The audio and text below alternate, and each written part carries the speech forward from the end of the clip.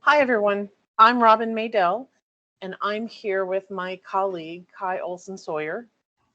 Hi, everyone. And we're here today to talk to you about teaching beyond the water cycle with the water footprint calculator. And we have a presentation, so let's get started. I'm going to share my screen.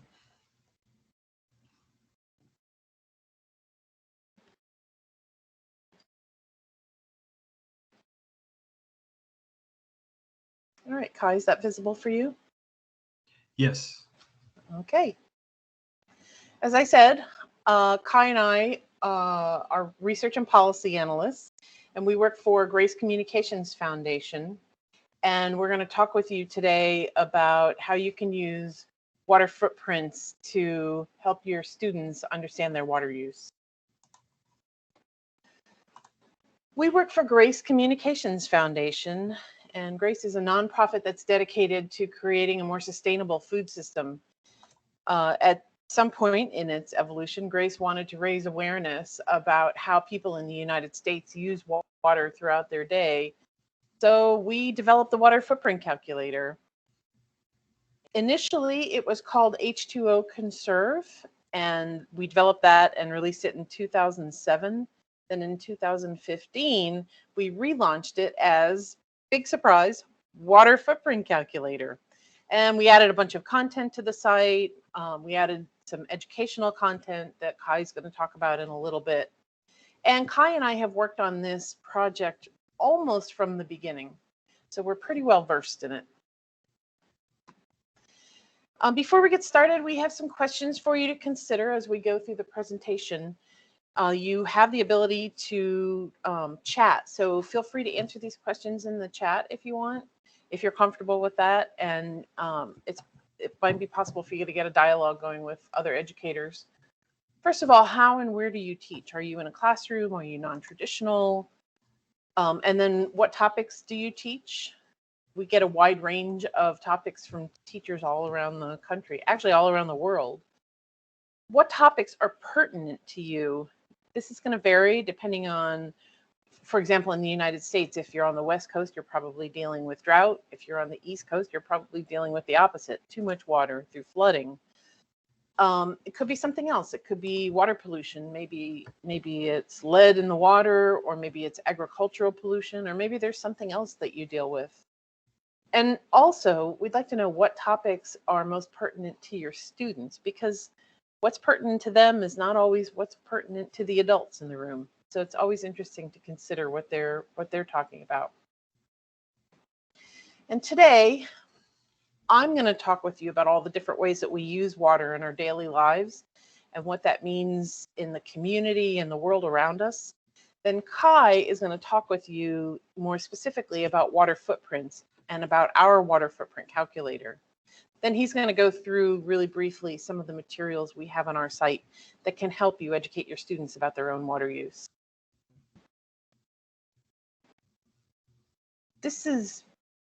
The term water use is really important to us, and it's not always clear what that means, especially when you're going beyond tap water use. Everybody knows when you turn on the tap, you get water. But beyond that, water use can be an abstract concept, and we want to help people personalize what that means. It's important to us because we know, especially for teachers, your time is limited, and often getting to the water cycle is all you have time for.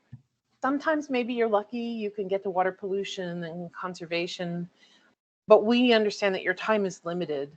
But the reality is that water education incorporates many things. It's hydrology and aquatic biology, but it's also natural resource management and climate science, and it's even social sciences and the arts.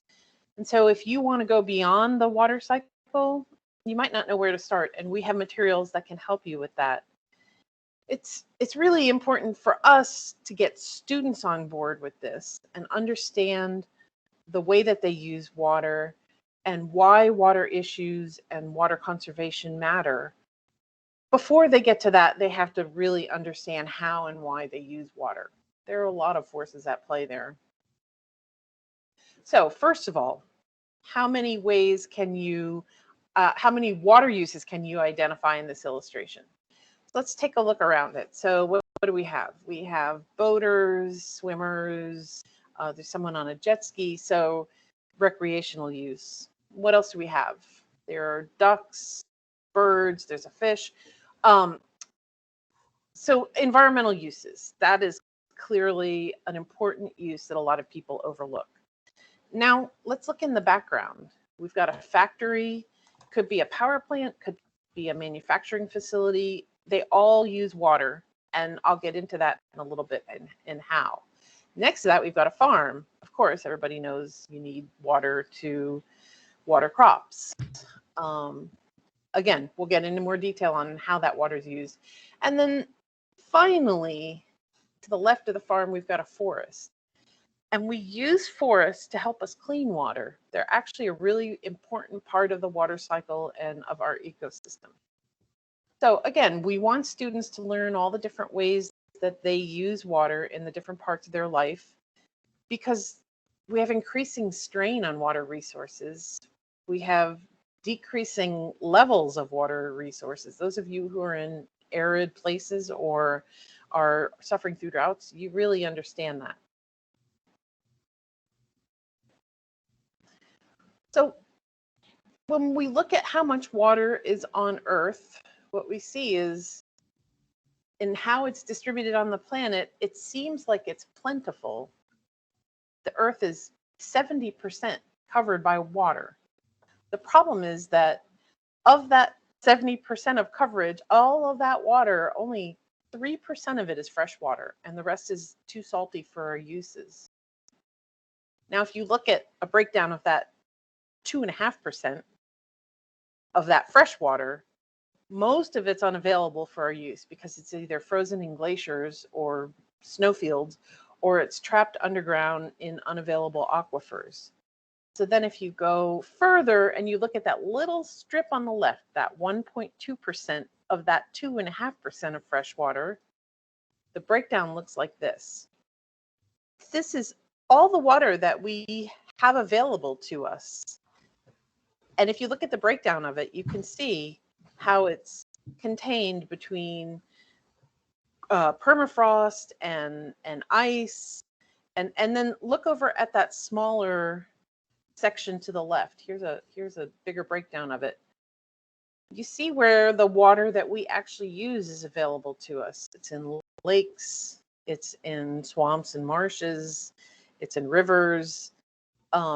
Water in the atmosphere and soil moisture, that's not really that available to us.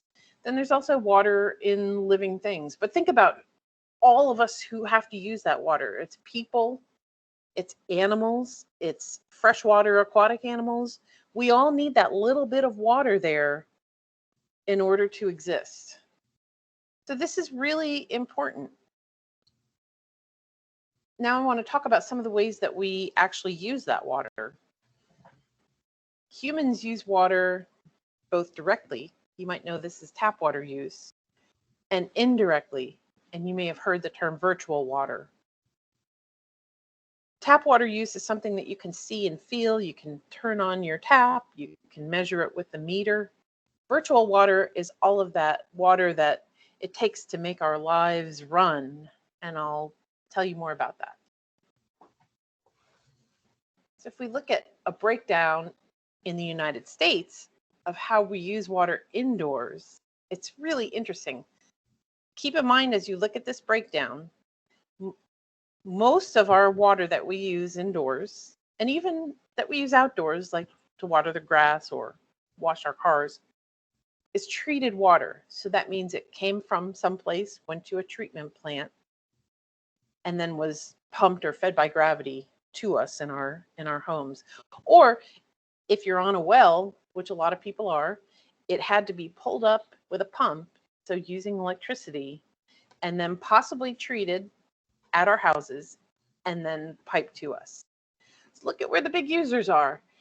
24% for the toilet, shower, faucet, clothes washer. Those are all eventually making it down the drain. That's treated potable water that we're using that's ending up going down the drain. Leaks are at 12%. That's basically just throwing literally throwing water down the drain.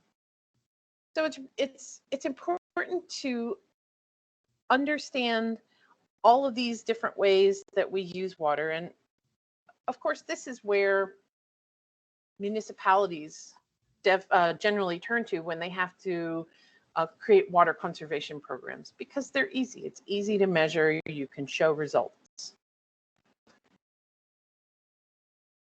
Now let's look at virtual water or indirect water. This is all the water that's hidden in the products, services, the processes that you buy and use every day. And it's for things like crop irrigation, for power production, and for consumer goods manufacturing. Basically, everything around us, everything that we eat, that we use, that we wear, it all takes water to create. In the United States, agricultural water use is one of the biggest users, and it's primarily due to eating animal products, because the animals are fed grains and other feed types from crops that are more and more being irrigated. Now, your diet is actually the biggest indicator of what your personal water footprint will be, especially if you do eat animal products. And Kai's actually going to show you how that works. 3 main purposes for water that you got from the last couple of slides are that we use water for domestic uses. So that's well water, that's municipally supplied water. For agriculture, so that's for raising animals, that's for irrigating crops, that's for fish farming, and then for industrial purposes, which we use for mining, for manufacturing, and for power production.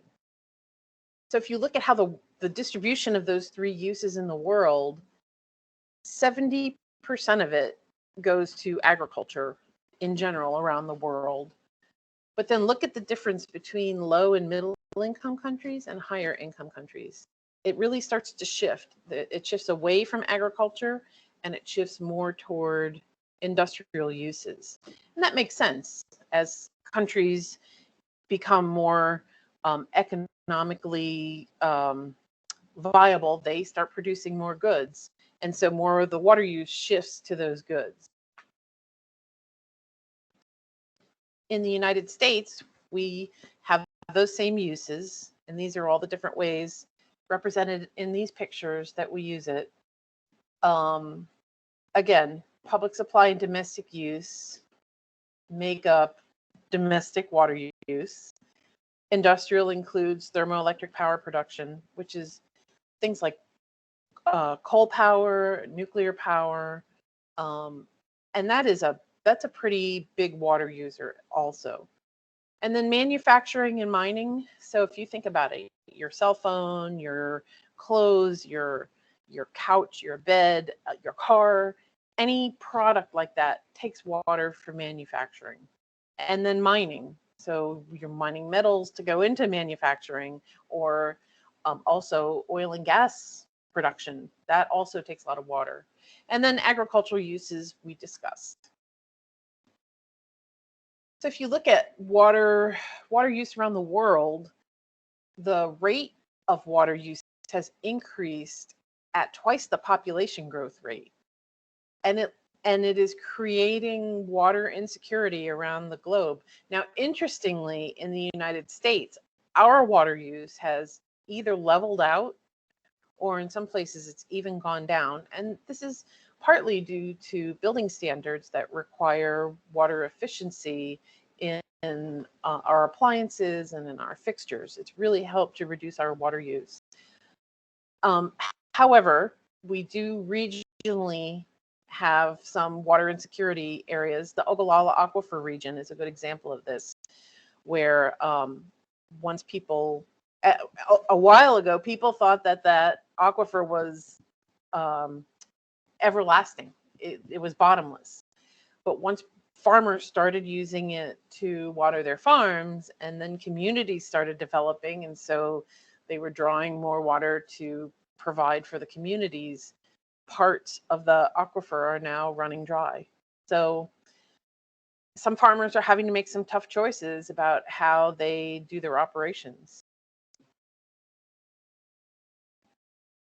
there's a concept called water security, and the United Nations defines it with a bunch of words. The capacity of a population to safeguard sustainable access to adequate quantities of acceptable quality water for sustaining livelihoods, human well-being, and socioeconomic development, for ensuring protection against waterborne pollution and water-related disasters, and for climate of peace and political stability. So what does all this mean? Basically, it means we have enough water to meet our needs at home, so we can keep ourselves clean, we have enough to drink, and it's acceptable quality for that. We have enough water to run our businesses as we need to be successful, and we have enough water to meet our ecosystem needs, so we're not depriving the critters of the water that they need. It basically means everyone has enough water to meet their needs sustainably. But if you look at a map of global water scarcity, you see that there are actually a lot of places that don't have enough water to achieve water security. And I'm going to go to the next map because it's actually a zoomed in version. So look at these areas. The lighter blue and darker blue are areas that are more water rich. They're more water secure. But then look at those areas where it's red and black. So the black is economic water scarcity. That means they don't have the means to use water, or they don't have the water they need to meet all of their manufacturing needs or their agricultural needs. And then the areas that are in red is physical water scarcity. That means that the water just isn't there. So think about it. Look at the areas of conflict in the world, or look at the areas where we do agriculture in the world. There's a lot of overlap there between how much water we have versus where we don't, where we're trying to do all of our activities. It's really, it's an interesting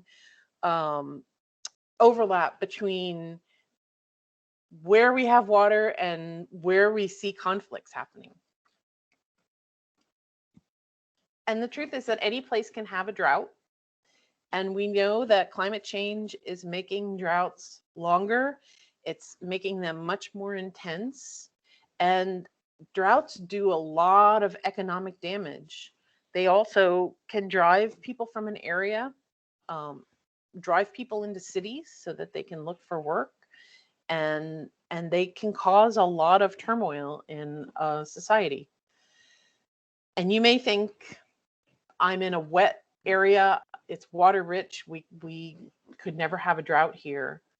But if you check out the United States and compare where we are now, this is from September 7th, 2021, to where we were in the same time period 2 years ago, it's a stark difference. In 2019, there was a little bit of drought in Texas, but there was really a little bit in Arizona, but there was nothing really severe like we have. In fact, we're in the categories of extreme and exceptional droughts in the north, in the west, the Pacific Northwest, and the northern plain states. It's and it's hurting. A lot of people are hurting because of it. Anyway, so we're going to change the subject a little bit, and we have a poll for you. And in fact, I'm going to switch over to Kai, who's going to talk you through the poll. So, are you able to see that slide there? Yes. All right. So, a little pop quiz time. So, what's the average daily water footprint for an American for all uses? So, this is all the water used throughout the day. Is it 100 gallons of water per day, 650 gallons, 1,800 gallons, or 4,100 100 gallons per person per day. So just, you can note this on the side, or if you even want to, you can put it in the chat, but just keep this in mind going forward. So let's get into what a water footprint is. It's a method to account for the way humans use water. And the way it's determined is by measuring the volume of water consumed, evaporated, and polluted to make a product or to conduct a service. So the water footprint was created to measure all the water required to provide services like electricity generation, or to produce an item like an apple, a t-shirt, or a computer. So, really what it comes down to is everything has a water footprint. And the water footprint can also measure water consumed as an individual, a business, a town, a state, or a country. So there's different units of analysis when you look at a water footprint. What the water footprint calculator does is it looks at the personal water footprint. And the personal water footprint includes all the water you use from the tap. So that's that direct water use, the water that you see and feel when you take a shower, or when you flush the toilet, or when you water your lawn or garden. So it's that direct water use combined with indirect water use, or virtual water used to produce food, products you buy, and the energy you use. So this virtual water or indirect water makes up the majority of your water footprint. And what we did was take the water footprint methodology and design the calculator around it to give the user their daily water footprint. And one thing I'd like to emphasize here is that no one has a water footprint of 0. The fact is that water is required in just about everything. It really doesn't matter what you buy or use, or what service you're using in a particular day. Everyone has a water footprint. So students, no one should feel ashamed of having a water footprint. Another thing we've noticed is that the water footprint approach is very engaging for students. And as far as the water footprint calculator goes, it's a tool that helps users find their personal daily water footprints. And what we do with that is measure the water associated with the daily choices that we make through the tap or virtually through our food, energy, and shopping habits. You'll see this in just a few minutes. We developed this for the average American based on their lifestyle and consumption habits. And it walks people through their day to inspect their behavior at different decision points along the way. And it's good to remember that the results are a snapshot or an estimate and are not considered a scientific audit. And so since the focus, are Americans, it's good to understand that Americans are really big consumers. And that's pretty much true for everything, whether it's water, food, energy, or other resources. Americans are pretty much the biggest consumers on Earth. There's a few others that compare, but Americans really consume a lot of resources. Another thing to remember is the calculator is not designed to capture outliers or extremes, but the majority of people and how they live their lives. So people that have 5 houses and 10 cars and are jet setters, we don't account for the way they live, nor do we account for people that, live off the grid, draw their water from a stream, and barely use any resources. So we don't capture either end, big consumers or people that consume almost nothing. And it's almost 2.2 million users that have gotten their water footprints with the water footprint calculator. So really has started to pick up, and people are understanding this more and more. So this is a good time to pause the video presentation and open up the water footprint calculator at watercalculator.org or calculadoradeagua.org in a new browser window. So you can either take it in English or Spanish, but feel free to take it and find your water footprint. This normally takes about 5 to 10 minutes. So, give yourself some time, and then you can come back to this point.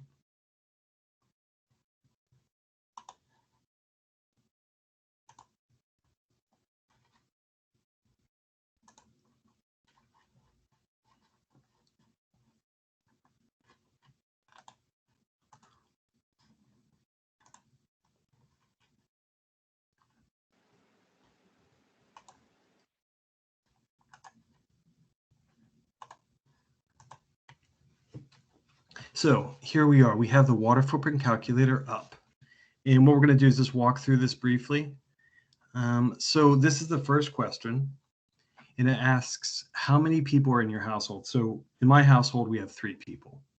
You can, if you want to answer as an individual, you can also do that. But here's 3 people. And then it just walks you through, typical behaviors that you would encounter every day. So how long is your average shower in your household? 5 to 10 minutes. Do you have low flow shower heads? Yes.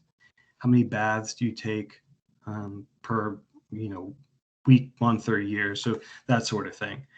But then you also see that there are other questions like outdoor water use, and then it also is broken down into virtual water use questions here. Now, you see, everything has a water footprint, as I said earlier, and so that means that driving in gasoline has a water footprint, and then also where you live makes a difference in terms of the kind of electricity you're using, and then the water footprint associated with that. Now, here's a big one. This is, what's your diet? Now, food has a big water footprint, particularly meat and dairy. And so we do eat meat in our house, whole, for instance. And then the next question, you can also see, you can select vegan or vegetarian as well. This is where it gets a little bit more nuanced. So how often do you eat meat? If you saw the water footprint really jumped here when I said that we ate meat. Now it will go down if you're eating a little bit less meat, or a lot less meat. In our case, it's not every day, so it does come down quite a bit. There's also questions like, do you spend money on pet food? And that actually has a water footprint associated with it. And then there are other survey questions, but here we go. Remember that pop quiz? The US average is about 1,800 gallons of water per person per day. So you see right here, here's that. And then at the top, you get your personal water footprint, household water footprint. And if you scroll down, you see this bar chart, and this shows some of the ways you use water. And the big ones typically are shopping, so consumer goods, or diet. So those really tend to be the biggest ones. And if you scroll down even further, you get a spreadsheet. So by question, you see your answer. There's a little edit button right there. I'll get back to that. The gallons that you use, the US average, and then tips if you want to reduce your water footprint. We offer plenty of tips on that. So what's interesting is you can actually go back and edit your questions. So here we are. What's your diet? If you wanted to say someone is actually vegan, you can do that, and you'll notice that the water footprint dropped there. So there you have the water footprint calculator.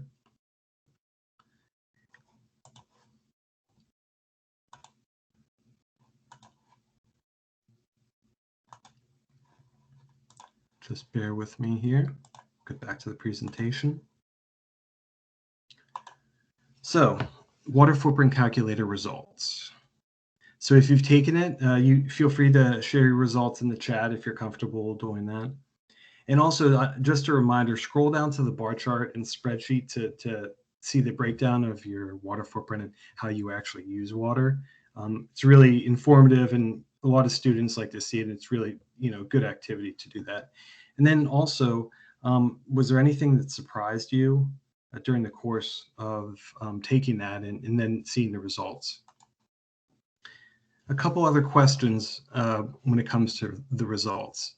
How does the direct water use compare to the indirect water use? And then also, do you see how the bulk of your water use likely comes from your diet and shopping habits? So on the first one, you see that direct water use tends to be much, much smaller than indirect or virtual water use.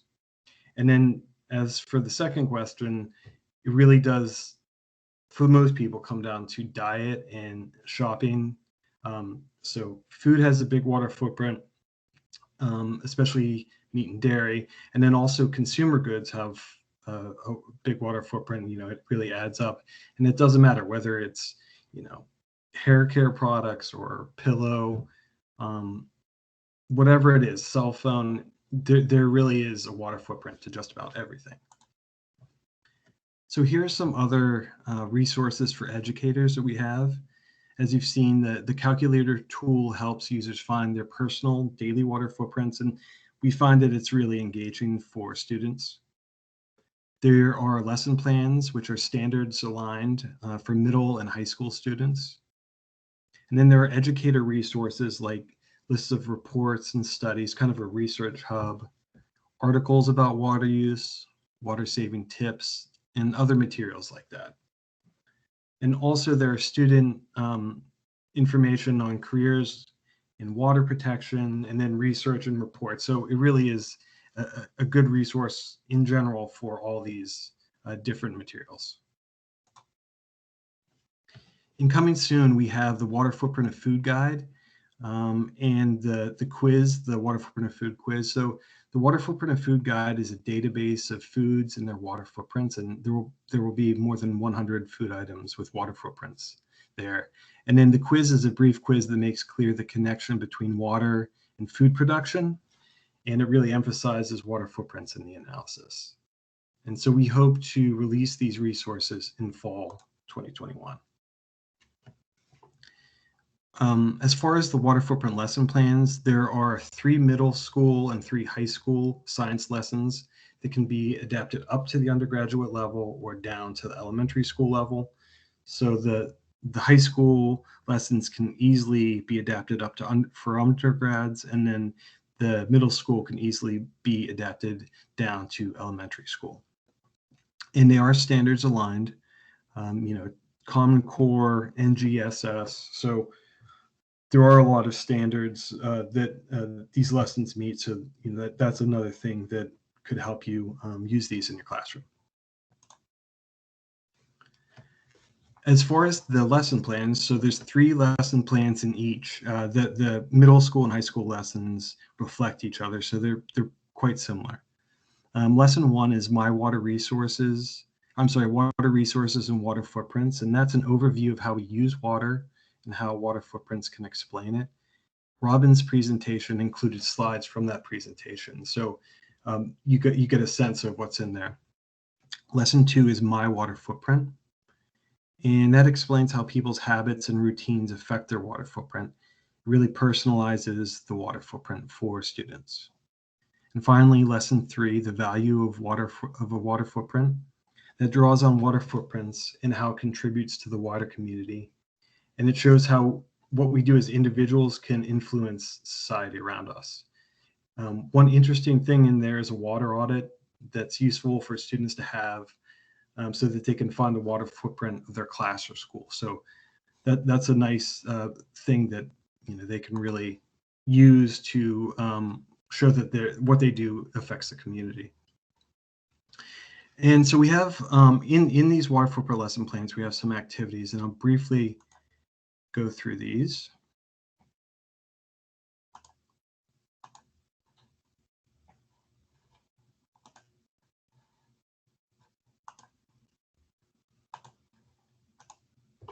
The first one is the direct and virtual water use game cards. So as you see, there's instructions, the answer key for the teacher. But what happens here is you cut up the direct water use game cards and virtual water use game cards. And really this is an activity to help students identify the difference between direct water use conservation and indirect water use conservation. So turning off the faucet when you brush your teeth. What is that? Is that direct or indirect virtual water use conservation? So this is direct water use, and they would say that, and then we'd go on to another student. They'd pick a card out of a hat or a box or whatever, and buying jeans from a resale store instead of buying new jeans. So you're actually not buying something new, something that's not being produced. So that's virtual water use conservation, because there's no more water being used virtually in the production of those new jeans. So anyway, this is a nice little way to get students to interact and understand water footprints a little bit better. And as for the next activity,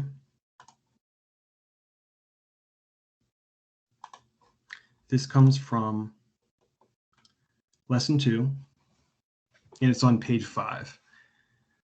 So what we have here, you can use props, so it's kind of nice. This is more the presentation style. And what you do is you bring in some food items, a pasta sauce jar, a chocolate bar, and maybe a picture of the steak or something. So you ask the class, how much water is in this pasta sauce? And you'll get some answers. What is it? 1 cup, 2 cups of water, something like that. But you can also have a gallon water jug. And so you hold up the pasta sauce and you say, okay, so how much water is in this pasta sauce? And then you actually hold up the gallon jug of water, and the students see that, and you say, okay, it actually takes 67 gallons of these to make one of these with the pasta sauce jar. So you'll see it, 67 gallons of water to make this little jar of pasta. How is that possible?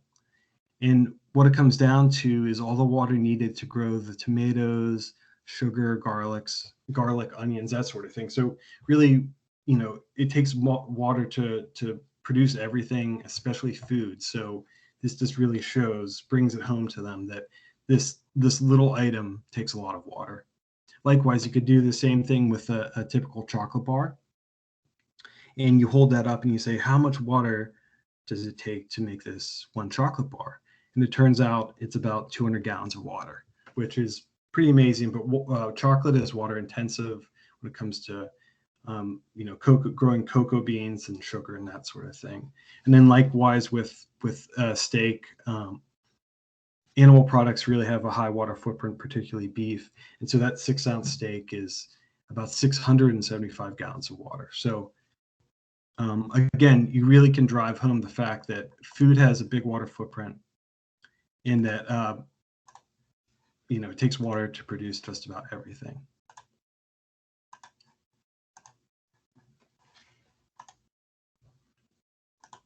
So those are some of the activities.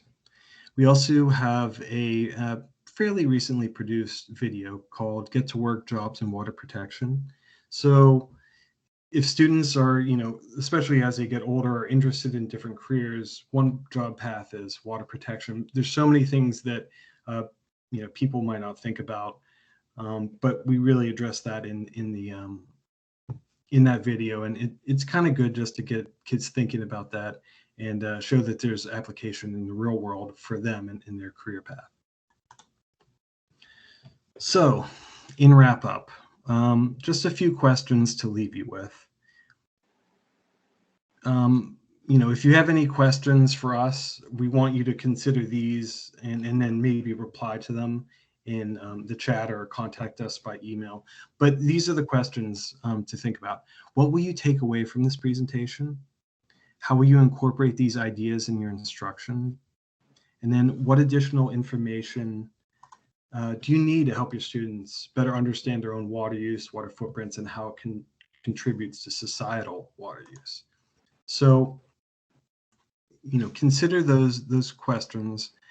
And if you do want to reach out to us, please feel free to do so at robin@gracelinks.org or kai@gracelinks.org. Excuse me. And, we're really happy to hear any feedback about what's working, what we can improve upon, and just how you're even using these various materials. And, feel free to pick and choose. And I really I'm happy to be here, and we're really glad that you were able to join us. Yes, definitely. We just really want people to understand this information for themselves, educators, so that they can turn it around and explain it to their students, because it's really important. It's really important for kids to understand why all these water issues matter, not just for themselves or their family or even for their community, but because so much of what we use and what we eat comes from other places where they don't necessarily have that water to be able to afford to send all that to us. So I'll step down off my soapbox. Yeah, no, it's a really good point. And then remember, the water is part of our everyday lives, no matter what. And whether we see it or not, it's there, and we just want to hit that home and make sure that people understand that. Right. All right. Thanks for stopping by, and hope you enjoy the video. Thank you. Thank you.